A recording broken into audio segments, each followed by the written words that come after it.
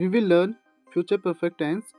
Well, future perfect tense is used to talk about an action which will have completed at a specific time in the future. That means future perfect tense उस tense को कहते हैं जो भविष्य में future में एक विशेष या खास समय तक पूरा हो चुका होगा। ठीक है, तो जब कभी भी कोई भी कार्य फ्यूचर में किसी खास या विशेष समय तक पूरा हो चुका होगा तब हम इस टेंस का यूज़ करते हैं। एंड जब कभी भी हम कोई भी सेंटेंस बनाते हैं उन सेंटेंसेस के अंत में चुका होगा, चुकी होगी, चुके होंगे इत्यादि शब्द आते हैं। ऑलराइट, जो आपका डाउट है फ्यूचर परफेक्ट टेंस को लेकर that will be cleared. Okay, just watch this video till the end. So सबसे पहले हम देख लेते हैं इसके स्ट्रक्चर। जब कभी भी हम कोई भी सेंटेंस बनाते हैं फ्यूचर परफेक्ट टेंस में, ठीक है, जैसे कि पॉजिटिव सेंटेंस की हम सबसे पहले बात करेंगे, तो हम सबसे पहले यूज़ करते हैं subject, then will have, then verb की थर्ड फॉर्म, देन ऑब्जेक्ट। ठीक है, इसी के साथ साथ यदि हम यूज़ करते हैं नेगेटिव सेंटेंस, ऑलराइट, देन हम सबसे पहले यूज़ करेंगे subject, then will, then not, then have, then V3, then object. ठीक है, यदि आप विल नॉट को सेपरेट करके नहीं लिखना चाहते हैं देन आप इसे वोंट करके भी लिख सकते हैं।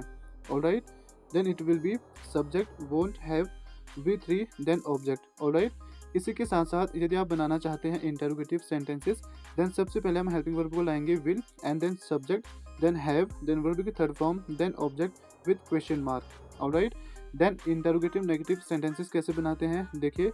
सबसे पहले हम यूज़ करेंगे subject will, then subject, then not, then have, then verb की third form, then object with question mark. ठीक है, बट इसको आप ऐसे भी बना सकते हैं विल के साथ यदि आप नॉट ऐड कर देंगे यहाँ पे। ठीक है, जैसे वोंट, सब्जेक्ट, हैव, V3 यानी कि वर्ब की third form, then object with question mark. ठीक है, दोनों सेंटेंस स्ट्रक्चर्स ठीक है, it depends on you that which one you wanna use.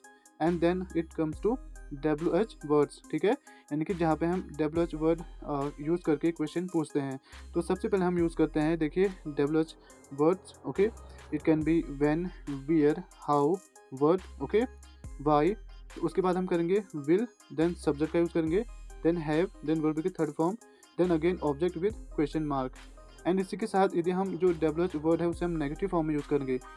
मैंने आपको ऊपर वाला बताया था पॉजिटिव फॉर्म में। ठीक है, बट जो WH वर्ड सेंटेंसेस होते हैं दो प्रकार के होते हैं, एक तो हो गया पॉजिटिव में, एक हो गया नेगेटिव में। यहाँ पे देखिए क्या करेंगे, सबसे पहले यूज़ करेंगे WH वर्ड, देन विल का यूज़ करेंगे, देन सब्जेक्ट का, देन नॉट ऐड करेंगे। ठीक है, then have, then V3, then again object with question mark. But ये इस सेंटेंस स्ट्रक्चर को आप ऐसे बना सकते हैं जैसे WH वर्ड, देन विल यहाँ पे है ना, यहाँ पे आप विल को इस नोट को यहाँ से हटा के विल में ऐड कर देंगे जो कि हो जाएगा वोंट। यहाँ पे नीचे देखिए won't, then subject, then have, verb की third form, then object with question mark. ठीक है, तो चाहे आप ऊपर का यूज़ कीजिए चाहे नीचे का यूज़ कीजिए, both structures are correct. Okay, you can use any of them.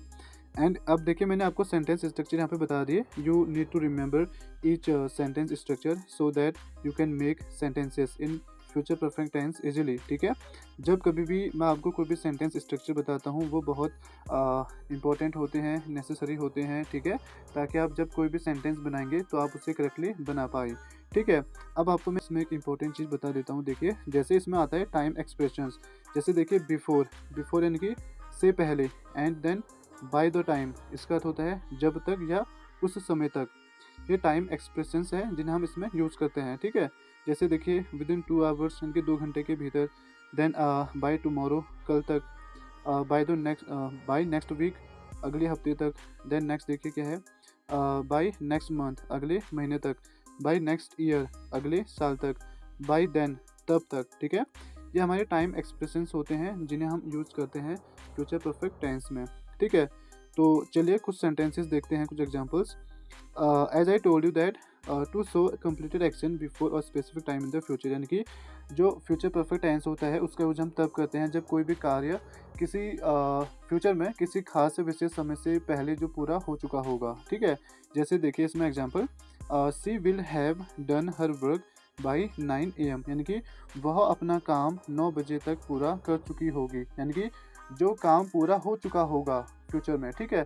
जब कभी भी आप कोई भी कार्य करते हैं वो फ्यूचर में पूरा हो चुका होगा किसी निश्चित समय तक या कोई भी खास समय तक, तब आप इसका यूज़ करेंगे, ठीक है। एंड आप नॉर्मली इसका यूज ऐसे भी कर सकते हैं, लाइक यदि हम यहीं तक देखें इसको, लाइक यहाँ तक, okay. If I am saying that she will have done her work, she will have done her work, यानी कि वह अपना काम पूरा कर चुकी होगी, ठीक है। आप इस प्रकार से भी इसका यूज कर सकते हैं। बट आप यहाँ पे टाइम एक्सप्रेशंस का भी यूज कर सकते हैं, टाइम एक्सप्रेशंस इंपॉर्टेंट होता है इसमें, ठीक है। देन देखिए, she will not have done her work by 9 AM, ये है हमारा नेगेटिव। इससे पहले मैंने आपको जो सेंटेंस बताया था ये था पॉजिटिव, एंड ये वाला हमारा सेंटेंस है नेगेटिव, यानी कि she will not have done her work by 9 AM, यानी कि वह अपना काम 9 बजे तक पूरा नहीं कर चुकी होगी, ठीक है। नेक्स्ट देखिए, इंटरोगेटिव क्वेश्चन है, सेंटेंस है हमारा, she mean will she have done her work by 9 AM, यानी कि क्या वह अपना काम 9 बजे तक पूरा कर चुकी होगी, ठीक है। इसमें क्वेश्चन मार्क आप जरूर लगाइएगा।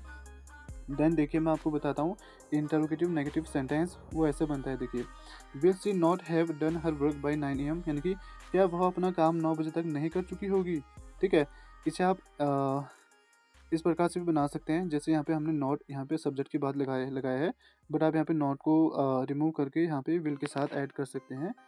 Hang in their, let me add, alright, won't, then it will be won't she have done her work by 9 AM, इनकी क्या वह अपना काम 9 बजे तक पूरा नहीं कर चुकी होगी, ठीक है। अब इसके बाद देखिए, मैंने आपको एक स्ट्रक्चर बताया था अभी, WH sentences, WH word sentences, ठीक है। जैसे देखिए, why will she have done her work by 9 AM, यानी कि वह अपना काम 9 बजे तक क्यों पूरा कर चुकी होगी, ठीक है, इस प्रकार से। नेक्स्ट देखिए, ये हमारा पॉजिटिव है form of WH word sentence. Next one is negative form में है, ठीक है। Why will she not have done her work by 9 AM, यानी कि वह अपना काम 9 बजे तक पूरा क्यों नहीं कर चुकी होगी, ठीक है। नेक्स्ट देखिए, इसे आप ऐसे बना सकते हैं, why won't she why won't she have done her work by 9 AM, यानी कि वह अपना काम 9 बजे तक 9 बजे तक क्यों पूरा नहीं कर चुकी होगी, ठीक है। तो इस प्रकार से आप इनका यूज़ कर सकते हैं, ठीक है। एंड जैसे मैंने आपको नॉर्मली बताया था कि जैसे अगर कोई सेंटेंस है माना, लाइक इफ़ आई से I will have completed my work, ठीक है। इस प्रकार से भी नॉर्मली आप सेंटेंसेस बना सकते हैं फ्यूचर परफेक्ट टेंस में, जैसे I have completed my work, okay, I have completed my work, यानी कि मैं अपना काम पूरा कर चुका हूँगा, मैं अपना काम पूरा कर चुका हूँगा। यदि आपको टाइम उसमें मेंशन करना है, देन आप जो टाइम एक्सप्रेशंस मैंने अभी आपको बताए थे ना यहाँ पे, like before, bye the time, with in 2 hours, इनको ऐड कर सकते हैं, ठीक है। बट नॉर्मली यदि आप बनाना चाहते हैं कोई भी sentence, then you can make in this way also, right, या। नेक्स्ट देखिए, to show completed action before another future action, यानी कि जो फ्यूचर परफेक्ट टेंस है, एक तो मैंने आपको ऊपर बता दिया कि जब कभी भी कोई भी कार्य फ्यूचर में किसी एक विशेष खास समय तक हम पूरा कर चुके होंगे तब यूज होता है। बट इसी के साथ ही साथ जब कभी भी कोई भी फ्यूचर में किसी एक काम के पहले जो काम पूरा हो चुका होगा, ठीक है, ध्यान से देखिएगा, फ्यूचर में जब कभी भी किसी एक काम के पहले जो काम पूरा हो चुका होगा, ठीक है, तब भी हम इसका यूज करते हैं। जानिए कैसे करते हैं, देखिए example, I will have completed my work by the time you come at my home, यानी कि जब तक तुम मेरे घर आओगे मैं अपना काम पूरा कर चुका हूँगा, ठीक है। इसमें आप एक चीज़ ध्यान दीजिएगा, जो आपका सेकंड सेंटेंस होगा वो प्रेजेंट इंडेफिनिट टेंस में होता है, ठीक है। हमेशा जब कभी भी आप ऐसे सेंटेंसेस बनाएंगे जहाँ पर किसी अन्य कार्य के पहले कोई कार्य पूरा हो चुका होगा फ्यूचर में, ठीक है, तो जो सेकंड या पहला सेंटेंस होगा उसको आप एक सेंटेंस आप प्रेजेंट इंडेफिनिट में रखेंगे, एंड सेकंड जो होगा फ्यूचर परफेक्ट टेंस में होगा। भले ही आप उसे आगे पीछे कीजिए, बट एक सेंटेंस उसमें जरूर फ्यूचर इंडेफिनिट का होता है, ठीक है, एंड देन सेकंड वन होगा फ्यूचर परफेक्ट टेंस में, ऑलराइट।